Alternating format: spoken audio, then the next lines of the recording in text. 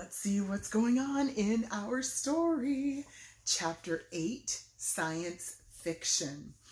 Um, let me just go back. It says Mrs. Hyatt, remember the principal administrator, took her position at the center of the cafeteria and braced herself because it was lunchtime. She was ready for today's lunchtime battle, ready to change chaos into order, ready for anything these kids could dish out, but nothing could have prepared her for what happened next.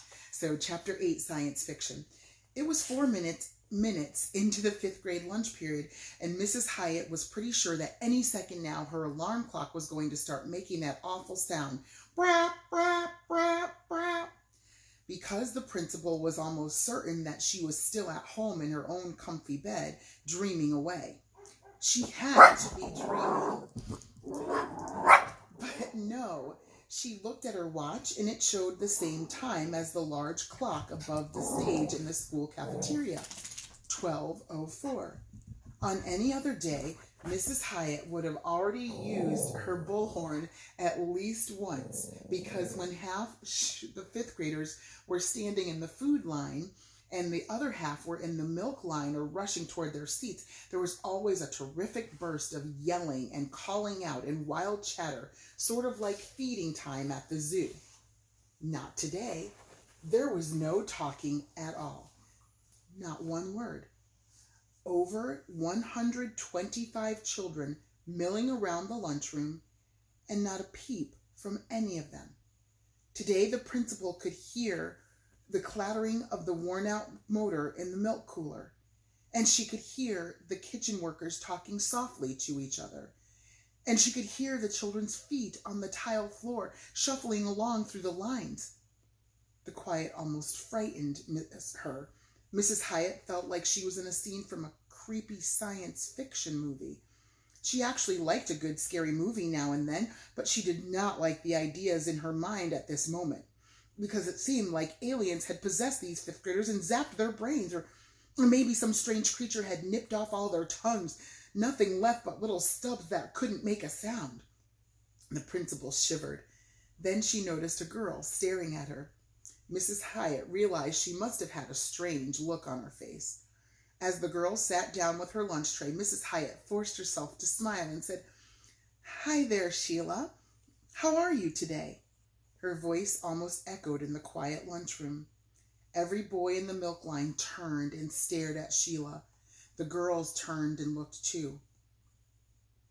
Sheila gulped, gave the principal a nervous smile, and speaking softly and slowly, she said, "Fine, thank you." Mrs. Hyatt turned toward the milk line, and all the kids looked away, silently. And again, the principal felt like she was in the middle of a science fiction movie. It suddenly seemed silly to be standing there in a silent room with her huge red plastic bullhorn. So Mrs. Hyatt walked over to the playground door, where Mrs. Escobar was standing. She tried to look as casual as possible, tried to act like it was perfectly normal for the lunchroom to be stone silent except for the clattering of plates and the squeaking of sneakers on the waxed floor. The principal set the bullhorn on the floor by the wall and whispered to Mrs. Escobar, "What in the world is going on here?" Mrs. Escobar whispered back, "I have no idea, but it's something weird, that's for sure." Mrs. Hyatt did not like this feeling that something strange, something new was happening, because this new activity was happening at her school, and no one had asked for her permission. This new activity was unauthorized. Mrs. Hyatt simply didn't simply like being in charge of her own school. She felt like she needed to be in charge, and that's why she felt like she had to say something, do something to break the spell. So she stepped away from the wall, and in a loud voice she said, "Good afternoon, 5th graders. Are you enjoying your lunch today?" All the kids looked at each other. The whole room seemed to take a deep breath, and then almost everyone said, "Yes, Mrs. Hyatt," and then silence again. After an awkward few seconds, the principal said, "It's so quiet in here today. I'm very impressed with your good behavior." Some kids smiled, some nodded, but no one said a word. Mrs. Hyatt said, "Is there some special reason why no one's talking today?" The whole room went still. Even the chewing stopped. No hands went up, and no one answered her question. But Mrs. Hyatt was a keen observer, and in that sudden stillness she noticed something. Right after she asked her question, it seemed like almost every boy looked at Dave Packer, who was standing beside the milk cooler, and it seemed like almost every girl took a quick look at Lindsay Burgess, who was just sitting down at a table. And the principal thought, "That's odd." But the whole situation was odd. Very odd. And now it seemed like the room was stuck in a complete calm, as if all the kids had even stopped breathing. Everyone was waiting to see what she was going to do next. After a few more seconds of suspense, Mrs. Hyatt cleared her throat and said, "Well, students, please enjoy the rest of your lunchtime." And the cafeteria came back to life, silently. Chapter 9, The Right Word. As Dave sat down at a lunch table with his friends, he couldn't get the grin off his face. He was having so much fun he could hardly chew his first bite of grilled cheese, and he didn't like chewing right now because chewing made noise, and when he munched, he couldn't hear the silence. The silence. Dave thought it was amazing, and watching Mrs. Hyatt try to figure out what was going on, that was amazing too. It was like they had trapped her in a force field, and she couldn't get out of it because the silence filled the cafeteria. Dave looked around, and he saw the same amazement on the faces of some other kids. They were all thinking about the same thing, together. Then suddenly, "Hey, give it back!" There was a gasp as every boy and girl in the room sucked in a breath, and all heads turned to see where those words had come from. And there at the ice cream freezer, Ed Kesey had one hand over his mouth, while his other hand reached for a cherry popsicle that Brian Del Greco had grabbed. Dave swung around and looked at Lindsay. Lindsay knew a lot of kids were watching her, but she pretended not to notice. She slowly reached into her back pocket, slowly pulled out a pen and a small red notebook, slowly opened the cover, and slowly made 4 little marks on the first page. And as she flipped the notebook shut, Lindsay looked right at Dave and gave him a big smile. Just like that, and the girls were ahead by 4 points. But Dave wasn't worried. The contest had barely begun. There were 2 whole days to go. Dave was absolutely sure that the next 48 hours were going to be very interesting. And he thought, is that the right word? How about fascinating? No, more like exciting. Yeah, exciting. Then Dave happened to glance at Mrs. Hyatt, and he could tell from the look on the principal's face that she had been watching everything. The way Ed had shouted those words and then covered his mouth, the way all the other kids had reacted, the way Lindsay had marked her notebook, and at that exact moment the principal turned and locked eyes with Dave. She stared right at him, with her eyebrows all bunched up in a puzzled knot. Dave quickly looked down at his lunch tray, and as he did, a new word popped into his mind, and he was pretty sure this one was also going to be a good word to describe the next few days. Dangerous. Chapter 10, Recess. Yes, we still have time. Mrs. Marlowe was the 5th grade science teacher, and it was her day for outdoor recess duty. As she was gulping down a quick lunch in the teacher's room, Mr. Lipton, the custodian, stuck his head in the door and said, "Anybody want to see a miracle? Go check out the cafeteria. The 5th graders aren't talking today, not even whispering. It's like a funeral in there." But Mrs. Barlow didn't have a moment to spare. She finished her lunch, grabbed her coat, and hurried outside to the playground through the gym.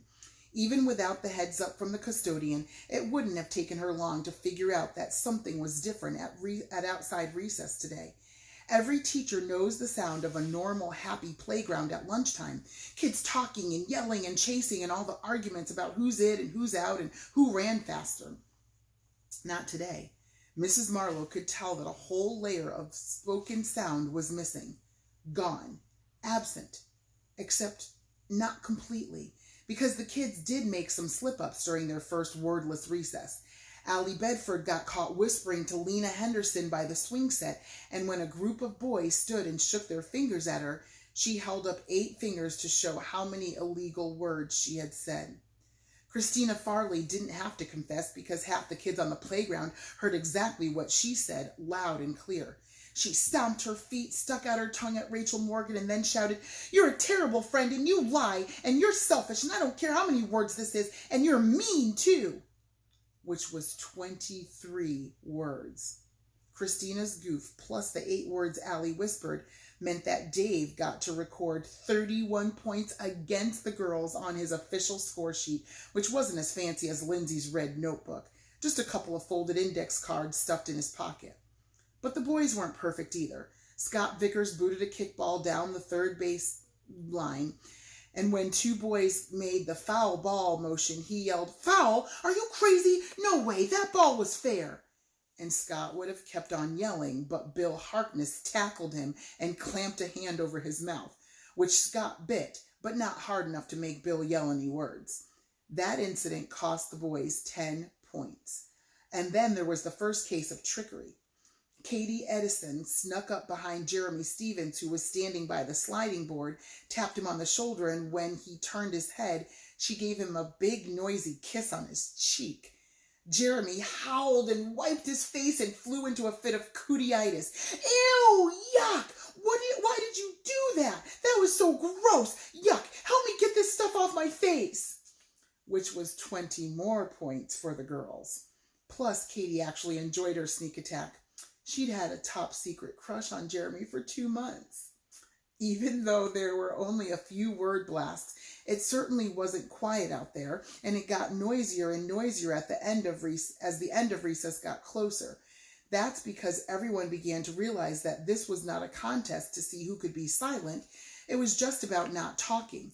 Sounds were allowed as long as they weren't words. Dave was near the door of the gym and began whistling. He was instantly joined by 4 other boys. They whistled every song they could think of. "Row, row, row your boat," "Now I Know My ABCs," "London Bridge is Falling Down," Barney's marching song, the Star Wars theme, "Old MacDonald Had a Farm," "I've Been Working on the Railroad," "Rubber Ducky," on and on. The whistling was mostly off key, but it was a grand performance anyway, with lots of clapping and hooting between tunes. Somewhere near the middle of the whistling concert, 6 or 7 girls began screaming. These were not the kind of screams that make grown-ups come running. They were just an ugly assortment of squeals and yelps and shrieks that everyone else found very annoying. Spaced out around the edge of the playground, the girls bounced their high-pitched sounds around like a beach ball at a baseball stadium. "Eeyow! Ooh-wee! Woo-hoo! Yee-yee-yee-yee!" They made lots of noise, but they weren't talking. Some other girls were jumping double dutch, and since they couldn't chant the rhymes, the kids who weren't jumping or turning the ropes clapped out the rhythm of the words with their hands. The quietest activity involved 4 girls who had a printed folder that showed how to use American Sign Language. They sat in a circle on the ground and practiced their hand signals. And to round out the soundscape, Bradley Lang and Tyler Rennert were cruising around the playground, bothering as many girls as possible by making all sorts of mouth sounds. Clicks, pops, roars, quacks, barks, burps, and especially those loud bathroom noises created by putting the palms of both hands over the mouth, puffing out the cheeks and blooping out a blast of air. Mrs. Marlowe could see there was plenty of activity, but those high-pitched playground voices, all that buzz and chatter and calling out, all that was definitely missing. There was no mistaking it. These kids were not talking, which would have been unusual for any bunch of students. For this group of students, the custodian had called it right. It was practically a miracle. But why? There had to be a reason they were all acting this way, and as a science-minded person, Mrs. Marlowe was curious. So as she stood there thinking, Mrs. Marlowe began to adjust her afternoon lesson plan, because in about 10 minutes, 26 of these 5th graders would be sitting in her room ready for science class. And there was nothing Mrs. Marlowe liked better than a good experiment. Chapter 11, Questions and Answers. We'll have to find out tomorrow. We'll see what happens. Have a good rest of your day.